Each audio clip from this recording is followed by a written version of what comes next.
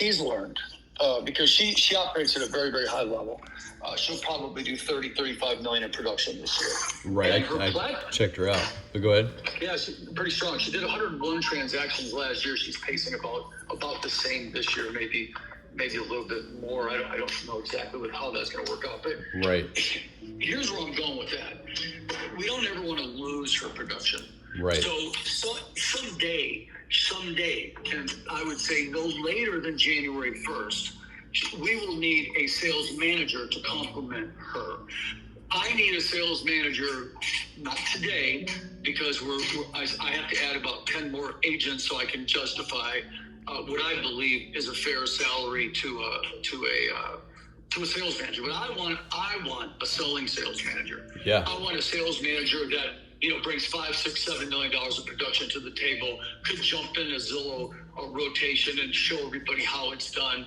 We really are a group that they listen to me because they know I could go on an appointment with them today. Yep. And we'll do a pretty good job together and I do every week. I'm on an appointment with somebody, a listing appointment, a builder interview, whatever that looks like. Love that. So eventually, with 75 agents, I need 10 more. We're at 75.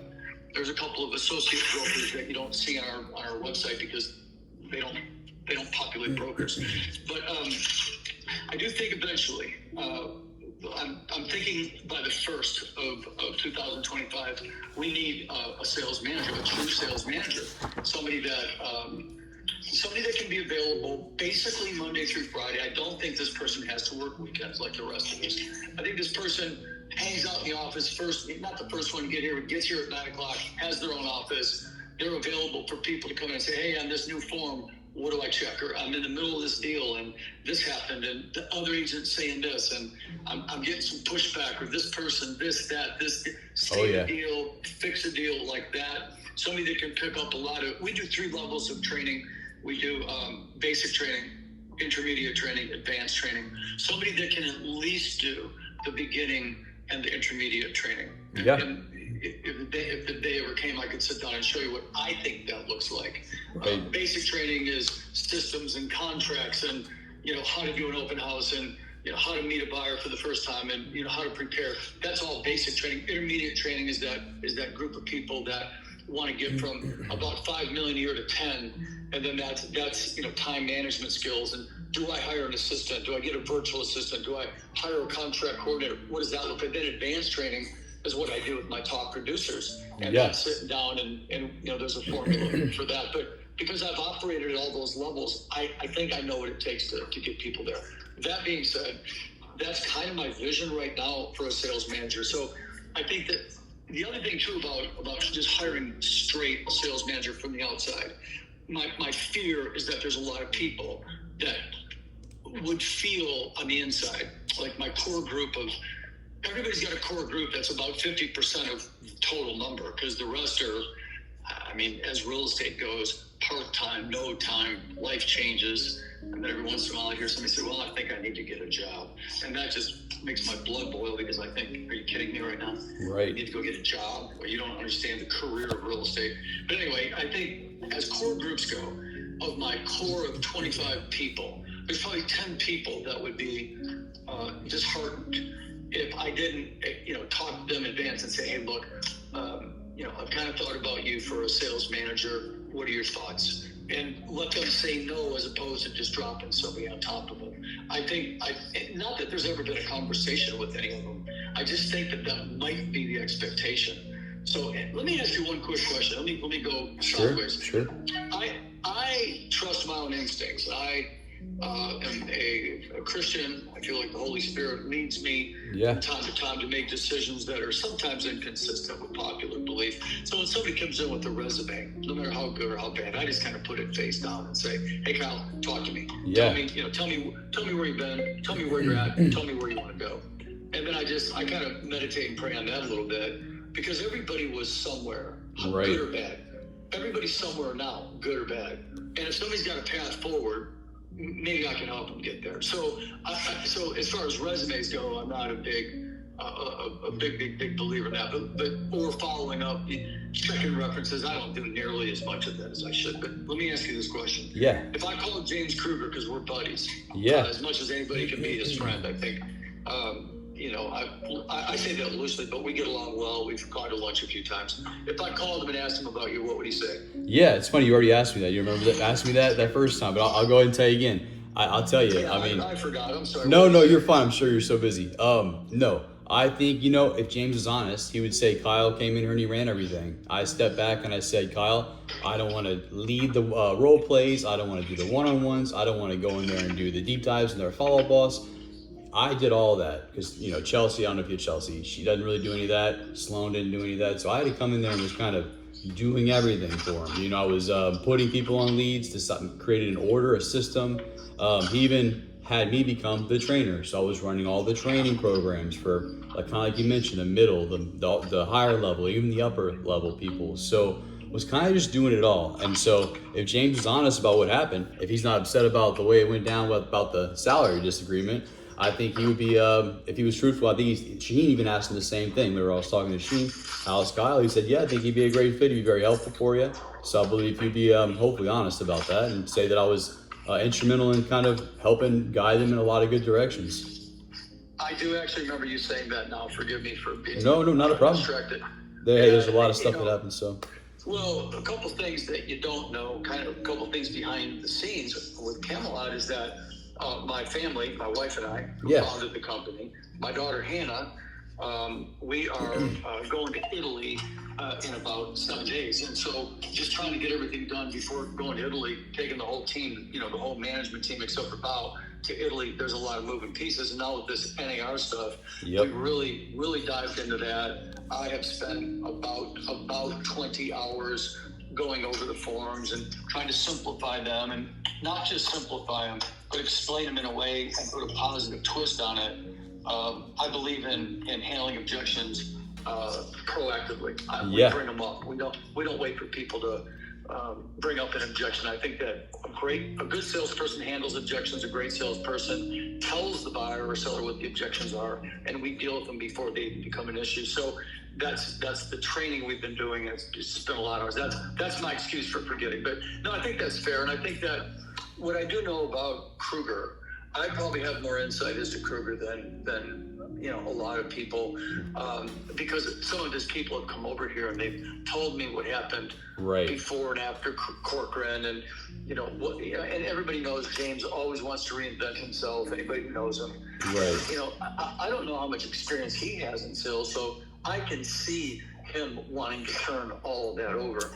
I'll tell you this: for a long time, I never thought I would hire anybody to do what I think I do best. But I just can't wear broker hat, sales director hat, sales manager hat, trainer, producer. I can't do that. And right now I feel like, no, and I think that's like Jerry Jones with the Cowboys. Everybody says, all coaches that ever worked for him said, Jerry would just wear one hat, the owner hat, not try to put on the GM hat, not try to do the head coach job, not try to be the offensive coordinator. If he could just delegation's wear one key. hat, That's smart. it's key. So I'm learning that with my daughter Hannah, who's our director of operations, with Bao, director of sales, and now with the management piece. It's not my ego; it's the timing of it. And one of the things, Kyle, one of the reasons why I think we're profitable. Well, I know we're profitable. We're very liquid, but the reason we're profitable is I focus on the bottom line, and to properly pay. One of the things I've learned about paying people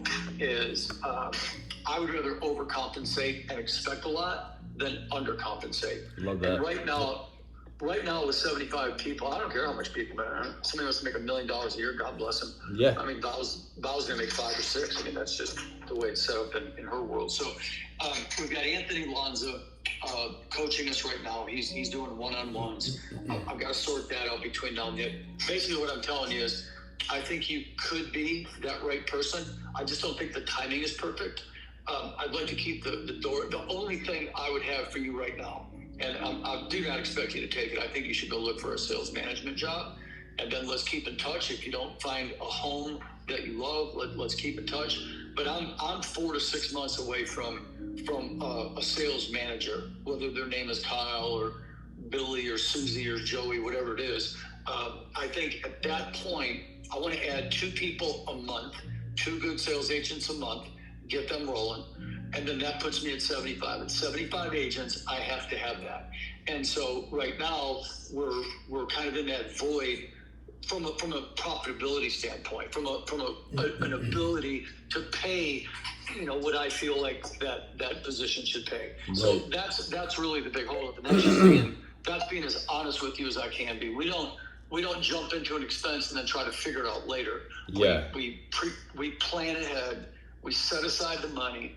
We don't, and I also want to give whoever becomes the sales manager, I want to give them plenty of time to break in, get to know somebody. My vision would be the first month, you don't do anything, but just take agents to lunch and host a happy hour here or there. Take our company Astros tickets and take different agents on these different games and get to know them personally. When you get to know somebody personally, it's a lot easier to be a professional influence to them. And so that's one of the advantages Bao had as our director of sales. She's been here 6 years. They all know her. They watched her start, they watched her climb, and they watched her produce. With Anthony Lanza, you may or may not know that name. He was our success coach at Zillow for 8-9 years, and when he became a Flex success coach, he was my guy and got me into the Flex program in 2021. Then he branched off on his own, and now he does consulting with 2 or 3 firms. We're one of them. So everybody knew Anthony from our Zillow team, because when we would do our weekly meeting with Zillow, which I'm sure you're familiar with, we do our 1-hour call. I would invite different agents on the call, either through Zoom or they'd sit in the office. And so they all knew Anthony, and that was a nice warm handoff. So, so that's kind of where I'm at. And if I missed that part because I'm getting old and forgetful, or because I'm too busy, whatever the excuse is, that I didn't know that was 100% immediately what you wanted to do. I think Bao sensed it a little bit better in the brief amount of time you were with her. But in fairness to Bao, I think it kind of threw her off, and maybe I didn't properly prepare her. Maybe I didn't understand. So that was the purpose of the call today. And again, I do apologize. You came in, you were very prepared. Bao even says, she says, this guy, he's got this management piece down. I mean, I'll tell you, I spent 3 hours preparing for that. To have it I think I must have caught her off guard, was my read on it too, because I felt like I was wasting her time. So, okay, noted on that, understood. Okay. So I guess the best way for us to leave it now is let's keep in touch. I think that you have an impressive resume. I think that you could be, what I'm looking for in a few short months. If you don't find immediately what you're looking for, and please, if you ever decide that, if the 3 or 4 companies that you've targeted, don't have a spot for you right now, and you're going to jump into sales for a short period, I would hope that you'd consider that with us, because that would be, for me, and in my estimation, the best segue into any kind of a sales management role. Well, let's talk that out, Tom, because I have obviously explored other options. Shaheen, he wanted to be his sales manager, but he couldn't pay enough. Again, I have to be able to make a living wage kind of type of thing. So, and some other companies as well. So I am thinking about just staying in production on my own, paying Zillow like I am doing now. So I'm interested in hearing kind of what would you guys have to offer? Like, what do y'all have leads wise, Zillow split wise? Can you give me some more information on that if I did go that route? And also following up on that, you said there's 10 people or so in the office that probably would also want that sales manager role. Is that right? So I have about 10 other people wanting that. No, you misheard or I misspoke. I think there's 10 people that I would need to have a conversation with them and say, hey, look, I'm bringing on a sales manager. How do you feel about that? Gotcha. Because so we've always done like a team lead or project manager. So right, we would have to sit down for an hour in or outside of the office, maybe at a restaurant. I'll explain our structure. It's a honeycomb. So at the top of the honeycomb, if you go to the top of I hate the word pyramid, but say the top of the ladder is my wife and I. Yeah. And we do equity investments, and we are financial support with a group of about 10 of my close friends. We got a pool of about $20 million. So I spend a lot of my time with my brother, Arthur, who's in our land acquisition department. My brother and I are both the products of a dad who was a builder. And so we grew up in that building environment. We know what it's like to track land, develop it, carve it up into lots, sell it. We saw that since we were in diapers from start to finish. So a big part of our business is new construction. And so, like our resume, for example, we've sold over 33 buildings top to bottom. High rises, mid rises, conversions, all kinds of stuff. Fractured buildings, all of it. Buildings like Commerce Tower, the Royalton, Vistas, Piedmont, the Mosaic. I mean, I go on and on. It doesn't matter. That was our core business. And for a lot of those buildings, we were the land broker. So I make money 3 ways. On the brokerage firm, that's the least of my money. On my land acquisition deals and from my builder accounts, that's a big part of it. And then 3 from my equity money. My money now at this stage of my life is working harder for me than I am for my money. Right. My money's turning 22 to 25% annual with these builders. So we find land, my group takes it down, and then we partner up a little bit like what Vinod Ramani used to do, but with a clean down the middle of the fairway kind of mentality. Yeah. So no disrespect to Vinod, but you know, I've heard a lot of toxic stories. So we're not that. We're good partners. We're faithful partners, and we just try to share the profit. So I spend my time doing that. Beneath me, if you will, is my daughter Ashley, who's an associate broker. Ashley Diaz. She's the top producer in HAR for decades. She's 42 years old and an outstanding producer. So Ashley kind of oversees a lot of the new construction stuff. Val's our sales director. My daughter Hannah's the director of operations. So what Hannah does is she drills down on the metrics, and then she passes it off to Bao and I. Like today, I'm doing a training class called Never Get Ghosted, or Asking for the Order. Right. It's blind date Zillow training or Zillow dating. So it's designed to let people, to show the agents what 3 or 4 things they can do first time they meet a buyer, so that there is a second date. Yeah. So that there's not a great showing, you never hear from them again. I get so sick of hearing that, it drives me crazy. Oh, me too. Yep. But as we structured the Zillow teams, at one time we had 5 Zillow teams. Team 1A, 2A, Team 2B, and Team like 2A, 2B, 1A, 1B, and then a MISO team. And we had team leaders. These are my top producers who, you know, kind of direct the cadence and do the encouragement and do the accountability. Well, that's sort of how we've been structured. When Val became the director of sales, I pushed all the team leaders under her. Okay. So you got Val as the director of sales, team leaders beneath her, and then off to the side of that, we've got project managers. We've got 3 or 4 agents that run projects that are in charge of builders. So where the sales manager would be infused is that you or whoever would be that phone call that they would make. Hey, this happened. What do I do about this? You know, we're in the middle of this negotiation and this happened. You know, just kind of troubleshooting. But I don't like these 911 calls. I'm a proactive person. I think that when we're answering those 911 calls, there's a system failure when it comes to training. So I don't like the 911 calls. I mean, when they happen, you take care of them. Yeah. But I'd rather have everybody be more proactively trained so that there's less of those. And right now, Bao and I are spending so much time putting out fires, some of which we're creating, that yeah. you know, that's frustrating. But you know, circling back to you, I think that, you know, compensation wise, you know, I'd have to give that some thought. If you're going to be running your own, you know, if you're going to be doing your own Zillow MVP spend, I think I could make an exception. But the hard and fast rule has always been self-generated businesses 80-20 without any fee. We don't charge for E&O or desk fees or transit. We don't do any of that. So it's a clean 80-20. You're bringing your own MVP program. You're doing your own leads. We could talk about that. But let's shift over. Let's say you're a brand new agent. You came in, you were trained, and we got you ready to be on a Zillow team. A Zillow agent here, on their first 5 transactions after the Zillow, they call it success fee. Let's call it the fee. Right. After the Zillow fee, right? Yep. I would say penalty, but that's not fair. It's somewhere between a fee and a penalty. But anyway, it's a tax, right? Oh, so the yeah. Zillow tax, right? Whatever the fee is called. After the Zillow piece, on the first 5 deals, we pay 60-40. From deals 6 through 12, we pay 65%. 13 and above, we pay 70%. So we're not greedy. We run skinny on the overhead, which allows us to pay, I don't know any broker that pays 70% on a Zillow fee. after 6 deals. I after 13. I don't. No, when I was at the Zillow Unlock conferences and whatever they called it in the past, I was talking to brokers in San Diego that were only giving their agents max they could get would be 50-50. Right. I thought that wasn't really fair. That's a lot of work on a $250,000 deal.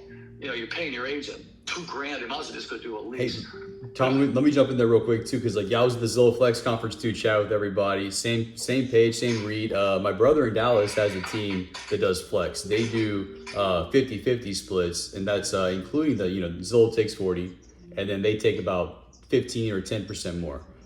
Is that what you're saying after the split, or is it the 40% from Zillow, then another 60-40 split, or is that correct?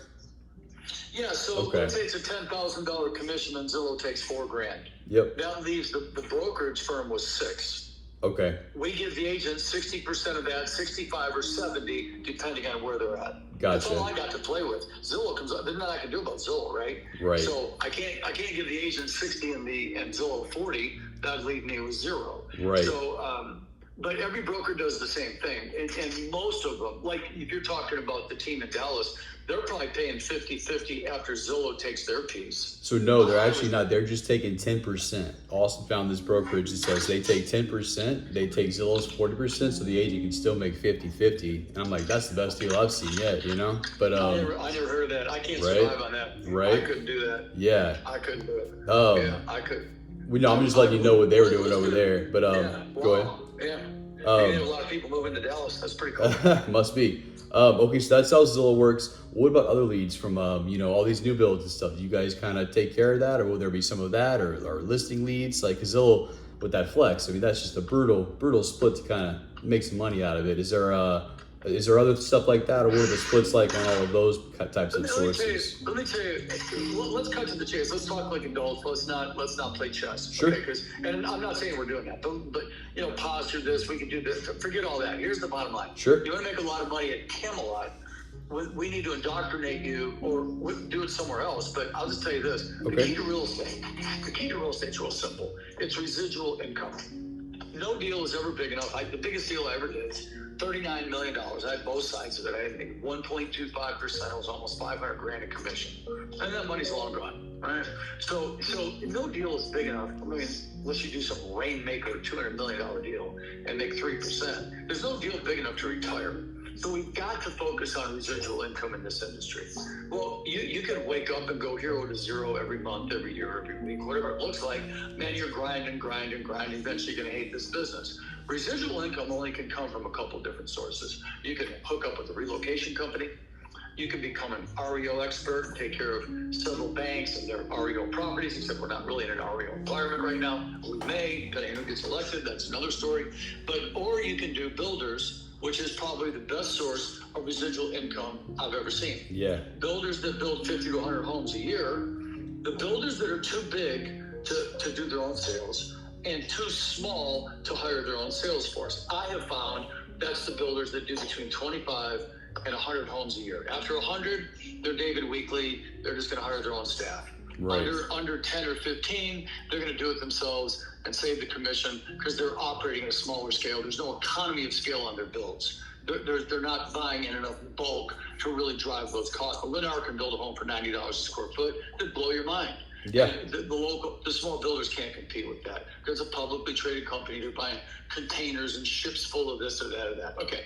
So for me, and again, back to my brother and I, we were raised with a dad who was a builder. We learned this building game inside and out. We teach how to present a home, not show a home. Ask me anything about construction. Ask me what a ridge vent is. Ask me what the difference between foam and bat. Ask me what stud should be on center. Should it be 16, 14, or 18, and why? We understand construction. So when you talk to a builder, the first thing they want to know is, do you know the difference between a spec, custom spec, and a custom home, a custom spec, or a true spec house? There's 3 different levels of construction. So all builders can do the 3. The trick is, then you need to walk in and say, "Oh, that's a nice custom spec. Oh, that's great spec stuff. That's great for spec. That culture marble, that's a great money saver. Wow, nice work. Hey, you put 10-foot ceilings in, still managed to get a 1x4 transit. Nice work." So when you talk to a builder like that, you win them over, because every builder knows all we're just a bunch of little prostitutes trying to get paid. We're just people that want listings. How do we differentiate ourselves? Yeah. Well, we do with builders 3 different ways. Number one, we understand construction and on-site development. We've done hundreds of townhome communities, 33 buildings. That's the first part of our resume, and $3 billion in sales documented. So that's big. Number 2, and we've represented some of the biggest builders and developers in all of Houston. And you can call them, and they're all going to say good things. We might not still work with them, but that's because they shifted gears, not because we failed. Number 2, we have an equity pool. Number 3, we can bring land to them. One thing builders always need is land, and we've got a land acquisition department. Another thing builders always need when they start getting bigger is equity, and we got that. So we've got an automatic key to at least get in front of them and then try to lock down their business. All you need to do, forget Zillow, forget sales management, that's great. You can do that also. The key to success in Houston real estate, I'll tell you right now, is to go lock up a builder who believes in you and your team. And you can't do it by yourself. You got to bring a team. And we've got teams of people that do this. Like Aspen Gray, I got a team of 4. With Prebish, we got a team. And just on and on. And Darris, we got a team. So with these big builders, if we have these teams, if we can present to them that we can absorb all the marketing costs, including staging, signage, blah, blah, blah, blah, blah, all the way through. Yep. Now you got residual income. Now you sit back and you point and shoot. That to me, hold on one second. This is, hold on. No, sure. 1 second.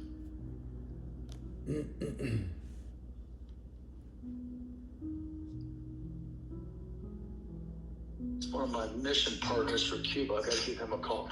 Anyway, without getting too deep in the woods here, the way I think a guy like you, what I see you doing is managing the builder division. You come in here and help manage the builder division. Spend 6 months working with me, putting some more builders on board. Yep. Now you sit back and you take half a point off every deal, times 100 deals, and then you go do $5 million in production. It's freaking game on. So just for a moment, if you took your head away from like sales management, just for a minute, right? Don't forget about it. Put it in your back pocket. Let's say that's playing defense, but playing offense is helping me. But we're already members of the Greater Houston Builder Association.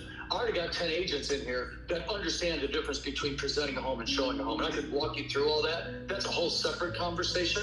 And I'm happy to have that, but I'm about to go to Italy. When I get back, we can sit down and talk about that. But there's builders out there that have been struggling because somebody like, no offense, Kruger or Shaheen gets in front of them, and they sell them a great story, and all of a sudden they're on site and the project's not selling, and what's that look? Everybody else, most people do an open house on Saturday and Sunday for 2 hours. We staff houses from 4 to 6 days a week.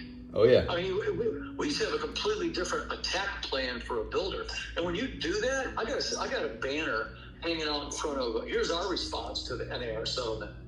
Aspen Gray presents 4% to buyer's agents, in parentheses, with an approved contract.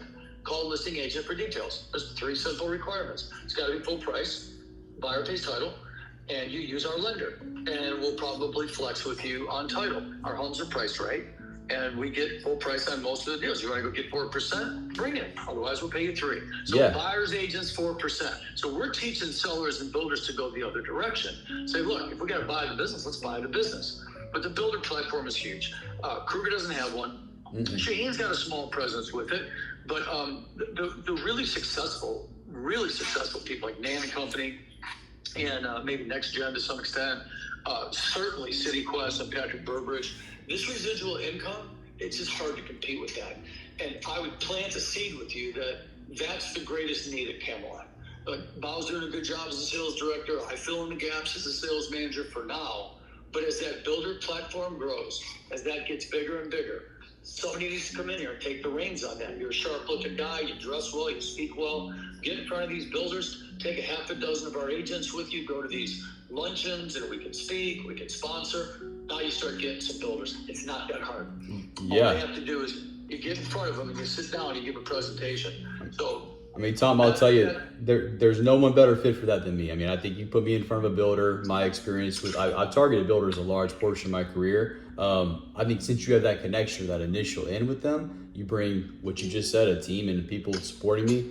I don't think anybody's gonna. They're not gonna go with anybody over what I'm gonna pitch to them. That's my skill set. Is I think I'm good at selling houses, but I can sell people. That's what I work with. But people are our product, you know. So absolutely. 100%. Well, put a pencil to this, and let's talk in about a week, because the rest of this week is jammed up for me. But Okay. let's talk at the beginning of next week. I know you're probably sitting around anxious to get to do something, but Oh, yeah. it's got to be the right fit. It's got to be the right place. Got I to get take our that. time. Yeah, patience. Absolutely. Just think about if you had, let's just say, easy number 50 sales at, let's say, hey Alex, good morning. Let's say you did, let's say you were encouraging a builder that did 50 sales next year at $400,000 a piece. That's $20 million. And normally I get 3% or 2.5%. So a company takes one, you carve up the other 1.5% any way you want. So let's just say you take 0.5% on $20 million. Quick math, that's $100,000. That's the beginning. That's just the beginning. And then we got room to pay the agent who's on site 1%, marketing budget on down the road. So there's money in that equation, and that's a lot of money if you start adding it up. 50 would not be hard. That's 5 builders that are going to do 10 each. That's 2 builders that are doing 25 each. What if that was 100?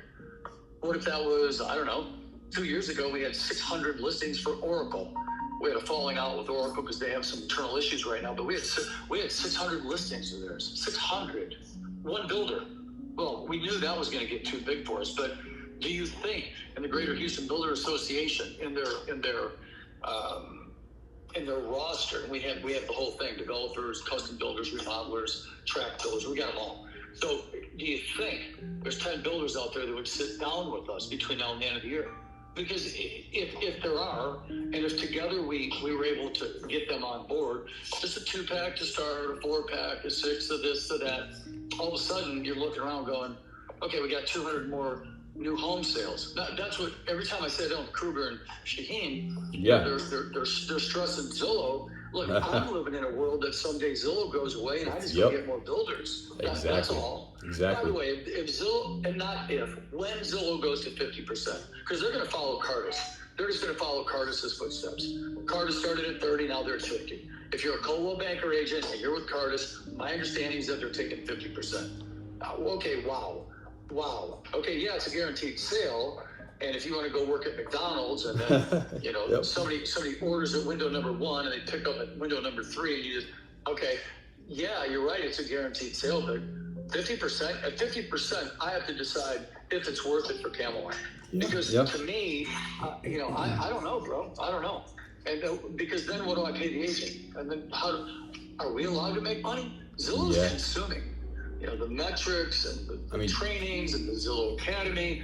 I mean, they're a jealous lover, man. They don't really want you doing too much outside of Zillow. Oh yeah, they're the dragon of real estate. I said it's either ride that dragon or try to fight it. Let's ride it and make money right now. Same page. I think that is the way to go. That's the future.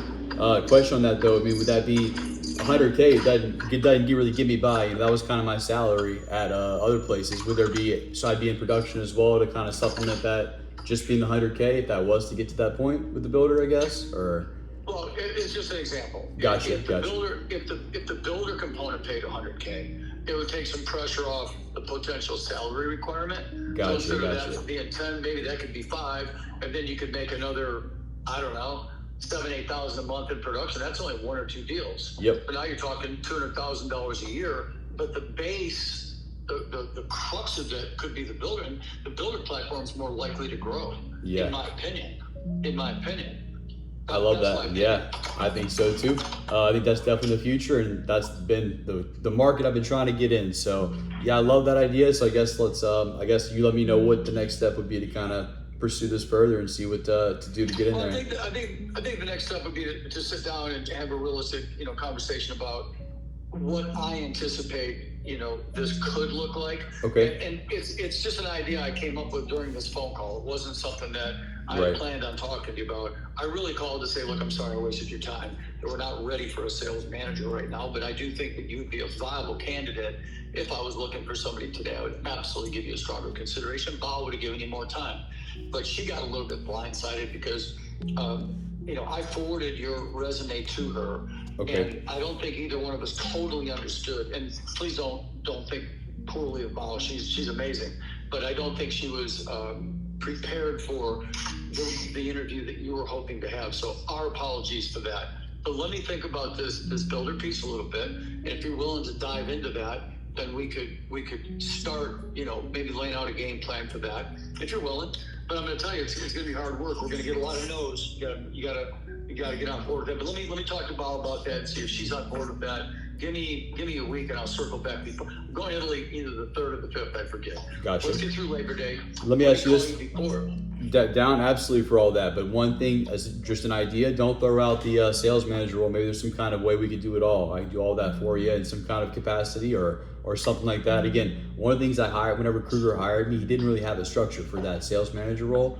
I'm a structure creator. I kind of came up and planned it all out and kind of showed him how it would operate, and it worked really well. So if you'd like me to help you kind of formulate how it could be, how I could use my skills to make more money and all those numbers, etc., let me know. I'd be down to kind of strategize with you on that. So open all that if you're open to that. And looking forward to talking more with you. Well, let's talk Monday or Monday's Labor Day. Let's talk Tuesday or Wednesday of next week. I think Thursday I'm going to Italy, so we have to talk either Tuesday or Wednesday. Okay. Right now it's an open conversation with just kicking around ideas. Yep. But I do think maybe the next time we meet, if there's further interest on both sides, we sit down and have a bite to eat for lunch somewhere and just kind of talk off grid a little bit. Sure. And then just kind of brainstorm it. But I do think there's a lot of meat on the bone with the builder platform. So I want you to kind of be thinking about that. Yeah, absolutely. I'm definitely down. I like what I'm hearing. So let's go ahead and put something on the calendar if you don't mind. That way make sure we can kind of talk on Tuesday. Are you okay with that? Tuesday or Wednesday or whatever? Let me look at my calendar real quick. Okay. Tuesday's the 3rd, right? That's right. Let's jump on a call at 1 o'clock. 1 o'clock works for me. And then I want to put some thought into it and then see what that looks like. Let's schedule 30 minutes on the phone. We can, it'll either be 5 minutes or 30. And then after that, we'll schedule something. If we're on the same page, we'll schedule something for when I get back from Italy. Okay, perfect. All right, thanks, Tom. Okay. I appreciate it. Kyle, enjoy your day. Again, I apologize for the shortness of the meeting yesterday. It was not intentional. It just, I think we started on the wrong foot and it kind of spiraled from there. Yeah, a little misunderstanding. No, hey, I understand. I appreciate the apology, and I'm looking forward to hearing more about all of this. So we'll talk soon, Tom. Thank you. Sounds good, Kyle. All right, have a good one. Bye. You too.